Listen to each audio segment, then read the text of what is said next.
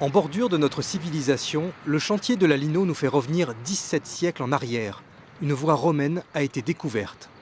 C'est un tracé qui menait environ, on va dire, de Dijon à Is-sur-Tille, voilà, et qui reprend d'ailleurs cet axe, cette route. Si on trace une ligne droite, elle retombe un peu avant Savigny-le-Sec sur la route actuelle en fait, qui était un axe secondaire qui venait doubler la voie d'Agrippa qui montait à Langres. Les archéologues ont aussi achevé la découverte d'un bâtiment important, l'équivalent d'un relais routier et d'un bâtiment de service. Des vestiges plutôt rares, ils sont datés du IVe siècle de notre ère, qui signifiait le déclin de l'Empire romain. On est plutôt dans de l'inédit parce qu'effectivement on connaissait déjà très peu de bâtiments du IVe siècle construits à cette époque-là. On pense plutôt que c'est la période où tout est abandonné, où les gens vont plutôt se réfugier dans le castrum à Dijon. Ces fouilles marquent le point final de l'ensemble des recherches effectuées sur le tracé de la Linot depuis 6 ans.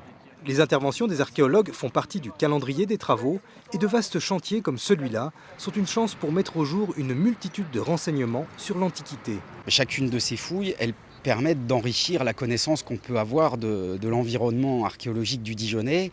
Les deux points où véritablement on a fait des avancées, c'est donc ici avec cette halte routière d'époque romaine, et puis le village d'Orfèvre qu'on a mis en évidence à la Peu-de-Combe.